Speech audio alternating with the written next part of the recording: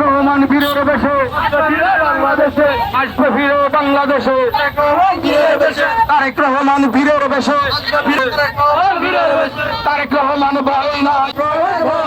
তারেক রহমান ভয় নাই রাজপথ ছাড়ি নাই